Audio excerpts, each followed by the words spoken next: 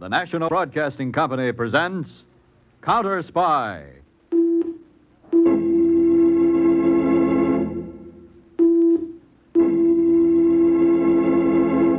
Washington calling David Harding Counterspy.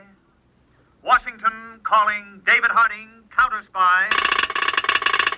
Harding Counterspy, calling Washington.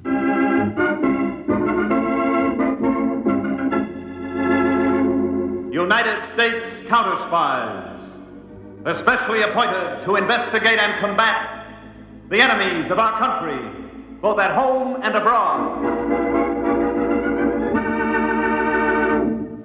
These Counterspy reports to the American people are brought to you each week at this time. Now, the case of the invisible insurrectionist.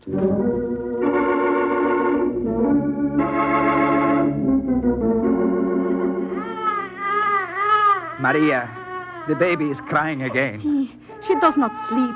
And the doctor says it is sleep that she needs. I know, Maria. It is no good for her here in the city of New York. It is no good here for all of us, Juan. We should go back to Puerto Rico. We will go back soon, Maria. Now, please try to make her stop. Please, my Maria. See, I will try.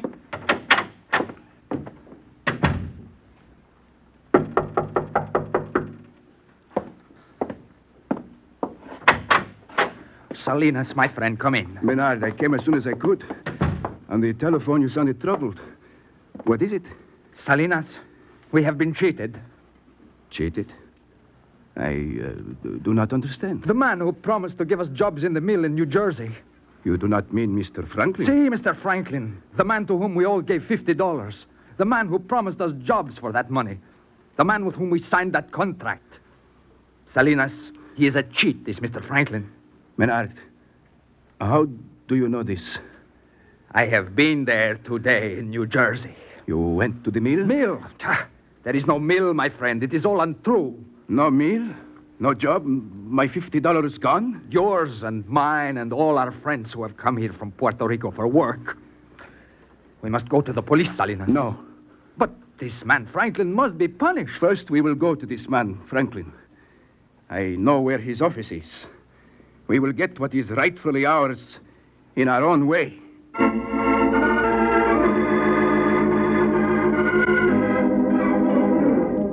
That's quite an interesting story Menard has just told us, huh, Louis? Sure is, Mr. Franklin. You have cheated us all. Me, Salinas, and the others who have come here from Puerto Rico. I want my money back, Mr. Franklin. So you want your money back, Menard. And you, Salinas? You don't feel the same way about it, huh, Salinas? See, he does. Tell him, Salinas. No harm will come to Menard. You promised, Mr. Franklin. Salinas? You were smart to bring him here, Salinas. I do not understand. You promise you will not harm Menard. Mr. Franklin always keeps his word. That's correct, Louis. I'll just see that Menard gets back to Puerto Rico. With what he knows now, it'd be unwise to allow him to remain here. Salinas, you are this man's accomplice. You have helped him steal from me and your other friends. It had to be done, Menard. To take money from people who have so little. Oh, it was not for the money. I am not a thief. It was for the good of our nation, Puerto Rico. Our nation, Puerto Rico? See, for its liberation. We must throw off the yoke of United States tyranny. Then you are with the nationalists. They have made you betray your friends. Oh, no, the cause. You do not understand, Menard. I understand. You have been deceived by the real enemies of freedom. It is they who would impose tyranny upon us. Salinas, listen before it is too late. Salinas understands that all sacrifices must be made for the good of the cause. Is that not correct, Salinas? Yes. That'll be all, Salinas. You may leave.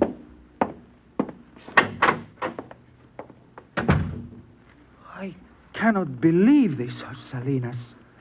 All our lives we were such friends. Louis, Menard is shocked. Suppose you give him some shock treatment.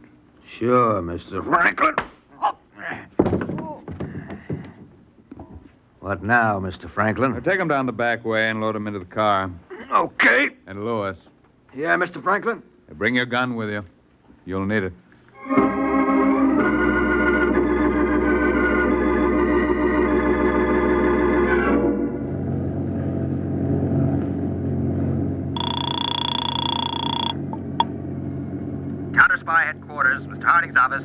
Braden, this is Harry Peters, phoning from Counterspy Patrol Boat 41. I just received word that Mr. Harding's been trying to contact me. Yes, Mr. Harding left hurriedly for a conference at the State Department with Mr. Jordan of the Puerto Rican Affairs Division. He instructed that you meet him in his car outside the State Department building at 11. The conference will be over by then. Mr. Harding said it was an urgent matter. Got it, Braden. I'll be there.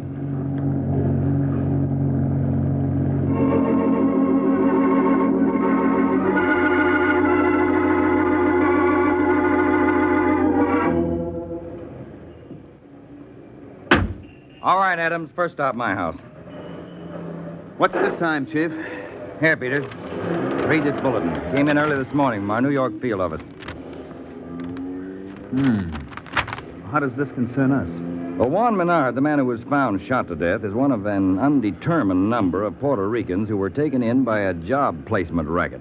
Only the jobs didn't exist, is that it? That's it. After my talk with the Puerto Rican Affairs Division, I'm convinced that the racket is more political than financial. You mean in view of what's been happening in Puerto Rico? Yes, Peters. We've come across all types of sabotage, espionage, enemy propaganda. This is probably the most subtle plan ever conceived of creating anti-United States feeling among Puerto Ricans. Chief, you mean these people come here from Puerto Rico with the promise of work? They're defrauded, then they go back to Puerto Rico with stories of how they were taken over by some Yankee swindler. Yes, that's right. And Juan Menard's murder could be the strongest propaganda point of all. You can understand now, it's not just another murder case. It has overtones of insurrection attached to it. We've got a big job ahead of us. Anything specific to go on, Mr. Harding? Only a vague description of two men connected with the job placement racket. Okay, Chief, when do I pack? Now, you've got just enough time to stick a toothbrush in your pocket. We're flying to New York within half an hour.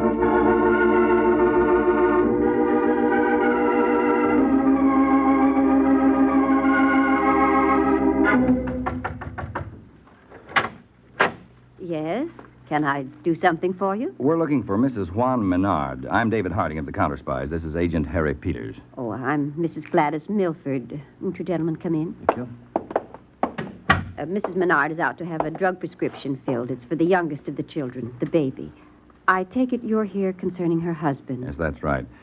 Are you a friend? I suppose so, in a sense. I'm with the Welfare League. We give family counseling and aid in such neighborhoods as this. Mm-hmm. You've known the Menards for long, Mrs. Milford? Since they arrived here several months ago, I've arranged for the two older children to go to day nursery. At the moment, I'm looking after the infant in the next room. I see. Well, is there anything you could tell us about Juan Menard? I knew little about Mr. Menard. We met only once.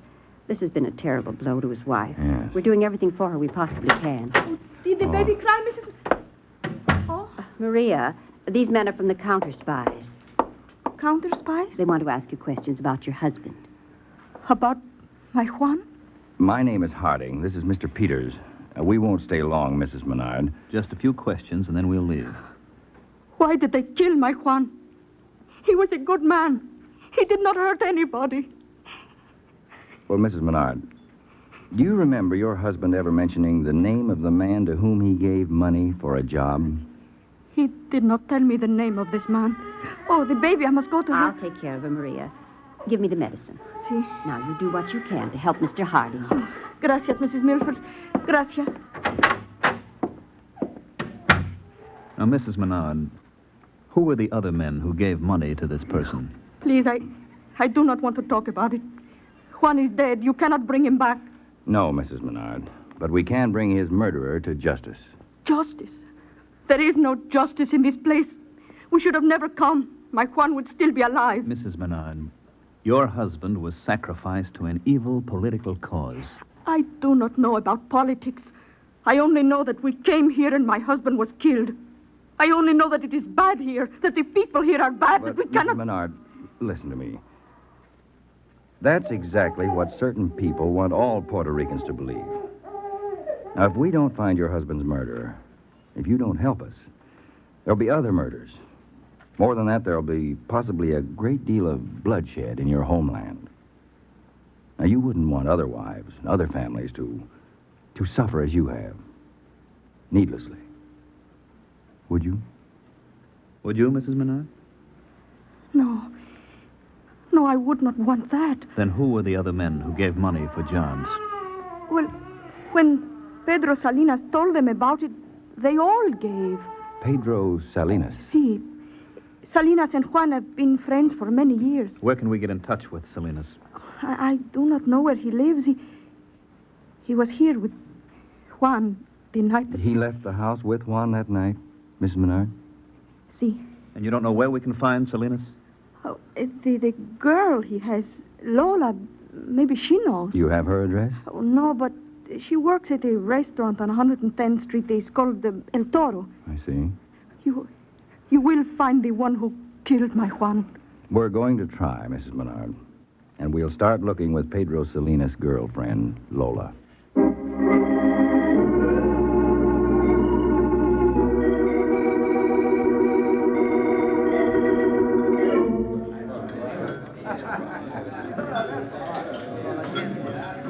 So you're counterspies. So what? So we'd like to ask you a few questions, Lola. Huh? About what? Your friend, Pedro Salinas. Where is he? I don't know where he is. Or where does he live? That is, when you do know where he is. He never told me. Never told you, hmm? Funny kind of a boyfriend? Yeah, funny kind. When did you see him last? Last week. Where? What's the difference? Now, don't make it rough, girlie. It's better answering questions here than in a jail cell. My place. Okay. Which is where? 106th Street, 785 East. One flight up, knocked twice.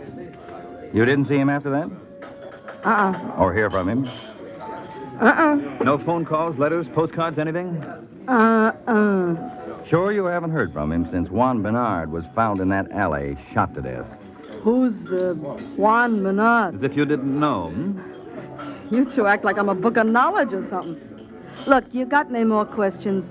I make my living here. The boss will get sore if he sees me wasting any more time. No more questions, Lola. Just a word of advice. Like what? Stay here in town where we can get in touch with you. I ain't going anyplace. All right, come on, Peter. Lola's a Lulu of a liar, Mr. Harding. You're telling me. Could have taken her in for questioning. We may do better this way. Which way? When we get out to the patrol car, radio the field office to have a stakeout put on Lola's apartment. I think that may offer us the shortest distance between us and Pedro Salinas.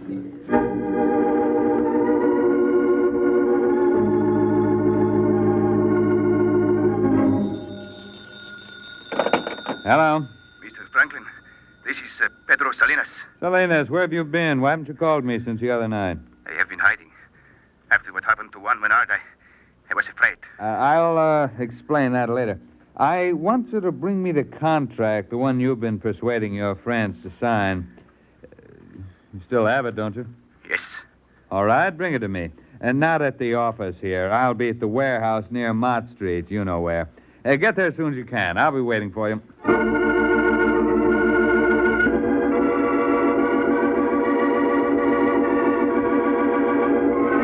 All right, Salinas. I'll take that contract now. Mr. Franklin, you promised that no harm would come to Juan Menard. He was my friend. What has become of your feelings for the cause? That should be far above personal consideration, Salinas. You promised me. It couldn't be helped. He made things difficult for Lewis. Isn't that correct, Lewis? That's right, Mr. Franklin. You lied to me, both of you. You wanted one dead. You're trying my patience, Salinas. Give me the paper with the signatures. Do like Mr. Franklin says. I do not have them. What? I did not bring them with me. Where are they, Salinas? I will not tell. Lewis. Okay. My arm! My arm! I'll break it off. The paper, Salinas. No. I will not tell. I will. Come on. Stop. Please, stop. I can't stand it. The paper. It's in the house of Juan Menard. Oh. He's out on his feet. Now, Lewis, we'll visit Mrs. Menard. We'll leave Salinas here. That way, Mr. Franklin? No, Lewis, not that way. This way.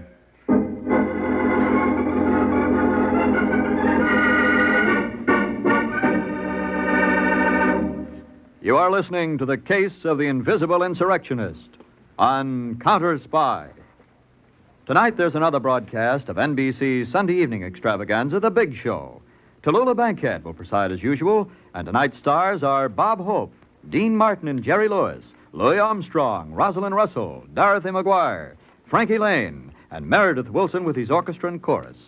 And Sunday over most of these NBC stations also means another visit with the mischievous Harris family, Frankie, Julius, and all their friends, on the Phil Harris Alice Faye Show. The chimes are your invitation every Sunday to The Big Show and the Phil Harris Alice Faye Show. Now, back to Counterspy.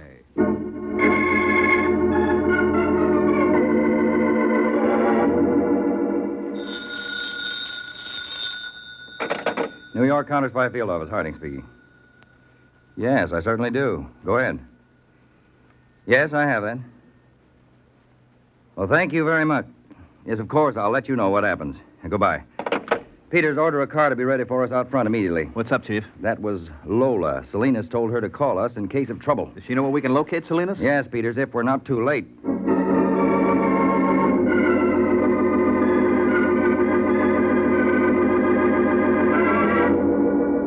Maria, you must try to rest. Oh, you are very kind, Mrs. Milford. There are some people here in the city of New York who are so good, like you, and some who are so bad. Were you expecting anyone? No, I didn't. Now, you stay right where you are. I'll see who it is. Yes? Back inside, lady, and not a peep out of you. Who are you? Close the door, Louis. What is the Shut meaning? your mouth, lady, and no one gets hurt. Mrs. Milford, who are these men? What do they want? I don't know, Maria. It's all very simple, ladies. Juan Menard had in his possession a paper. I want that paper, Mrs. Menard. I do not understand. The work contract. Contract? I do not know what you mean. Oh, perhaps you don't. Louis, commence searching. Okay. This is unlawful. Isn't it? You can't expect to get away with a thing like this. But I intend to, madam. Really. Any luck, Louis? No, not yet. Be seated, ladies. Please. Thank you. I'll just wander around myself and help Louis. Yeah, there's not much of a view from this window, is there? Or is there? Come on, Louis. Come on. What about the A paper? car just pulled up downstairs. 2 men got out and entered this building, and they certainly don't look like tenants. Maybe cops. We'll take no chance in finding out. Let's go. I warn you, ladies, stay right where you are. Come on. Let's get going. They're coming up to this floor. We're trapped. No, we can get up to the roof. Come on. Stop! Stop, you two! Stop or we fire! Coppers, Mr. Franklin.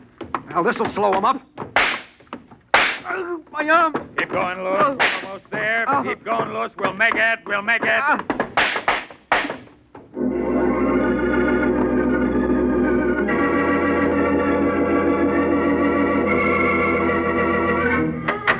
Now, they made it, Mr. Harding. They got away over the roofs. Well, their luck won't hold out, Peters. We'll get them. Plenty of bloodstains on the stairs leading to the roof. One of them's hurt. He'll have to get to a doctor sometime. Everything all right here in the Menard apartment? No damage. Just woke up the baby. Mrs. Milford's inside helping Mrs. Menard. Did your men catch them, Mr. Harding? No, Mrs. Milford. This has been terribly upsetting for Maria. Yes, that poor woman's had plenty of trouble. They said they wanted a paper, a contract of some kind. Yes, we knew that from Pedro Salinas. You found Salinas? Just a few moments before he died in a warehouse. He was shot by a man named Franklin. There was also another man called Lewis. Salinas told us to get here fast. Well, did those two find the paper? I don't think so. Good. All right, Peters, you get started on that other matter while I take up where those two left off.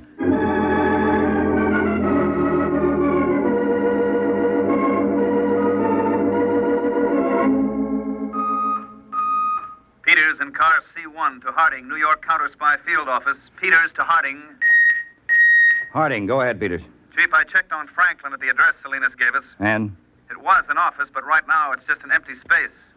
Whoever was there pulled out like a fast freight. Did you get any leads from anybody in the building? It was strictly a dead end, Chief. No one knows the man called Franklin or his helper, Lewis. All right, Peter. You may as well come back here to the field office. You had no luck either, I fared much better. You mean you found that contract in the Menard apartment? Yes, I sent the paper down to the lab for analysis. By the time you get back here, we should have a report on it.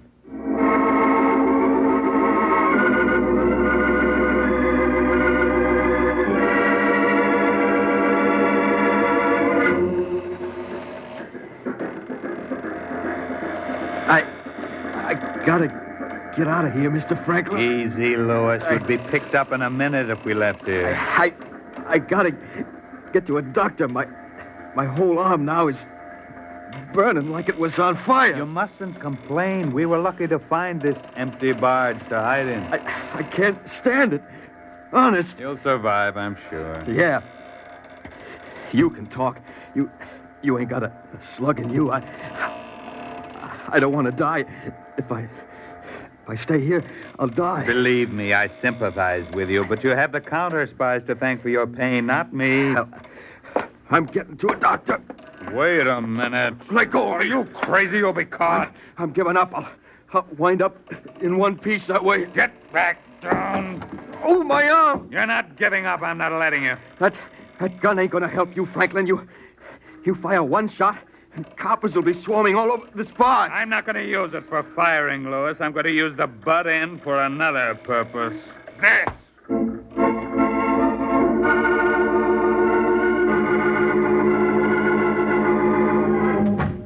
Here's the lab report on that paper, Mr. Harding. I was on the way in when Parker handed it to me. Did you look it over, Peters? Quickly. It's an expensive type bond. And here's a list of retailers in the city who handle it. That's quite a long list. Mm-hmm. Should I assign squads to start investigation? Yes, right away. Okay, we'll do. And Peters... Oh, wait, just a minute. Agent Braden to Harding. Braden to Harding. Come in, Braden. The body of a man who'd been shot in the right arm was found a few minutes ago by one of our harbor patrols. Go ahead, Braden. It was found in an empty barge. Report indicates death was due to severe blows at the base of the head. Identification in clothing shows him to be Lewis Troy. All right, Braden. Thank you. The man called Lewis. Mm-hmm.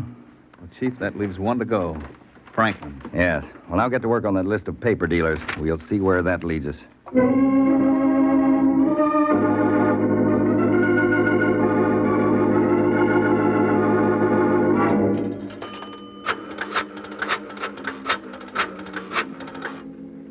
Hello. This is Franklin.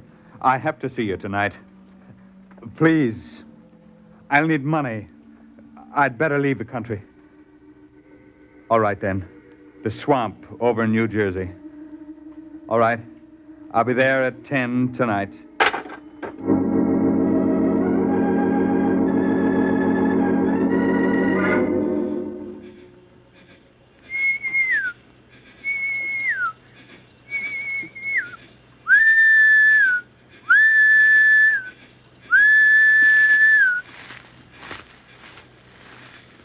So late. I thought you weren't coming.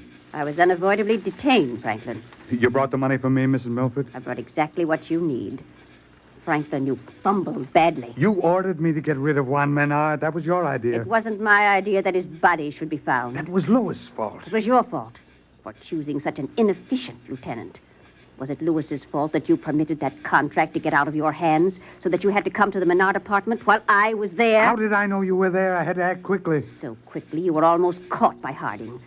Franklin, your stupidity has put the entire cause in jeopardy. I and the others worked for months, years, to gain a solid foothold in Puerto Rico, where we could threaten the snug bourgeois safety of the United States. But I tell you... Be quiet. It took me years to place myself in a position in New York where I could help with the eventual overthrow of the capitalistic enemy.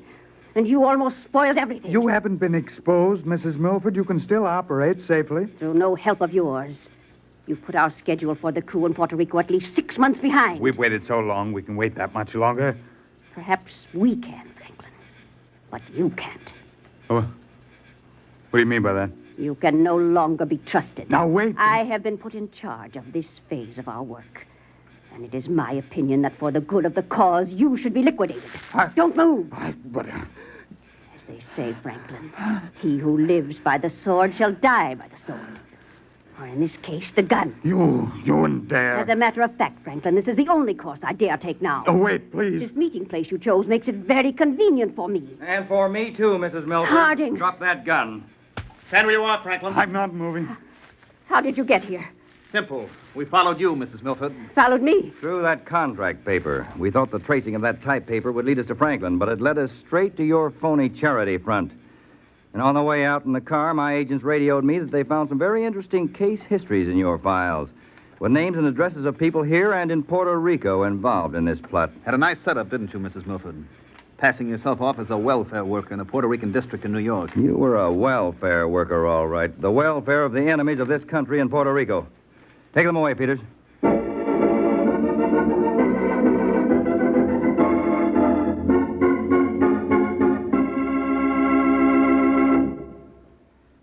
It gives me great pleasure to introduce a statement to Counterspy from the man who probably knows as much as anyone in the United States about the Puerto Rican people and their welfare problems here.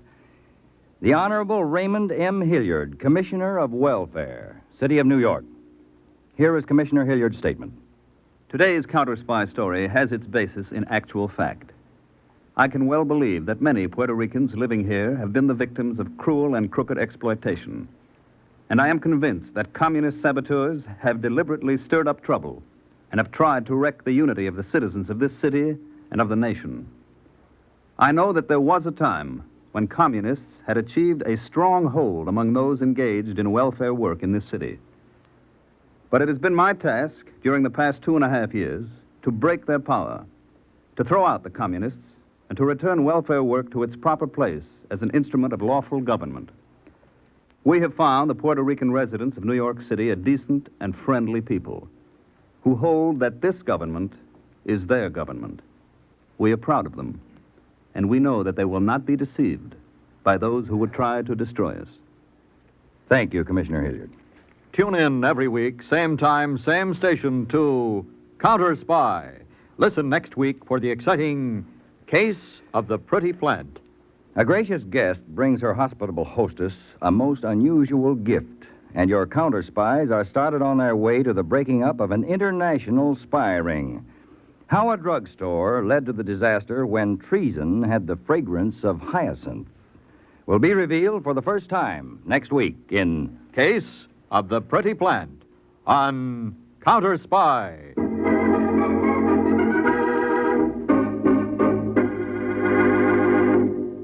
Tonight's Counterspy program, originated in New York, was directed by Marks B. Loeb, dramatized by Edward J. Adamson, and featured Don McLaughlin and Manda L. Kramer. Lionel Rico speaking. Counterspy is a Phillips H. Lord production.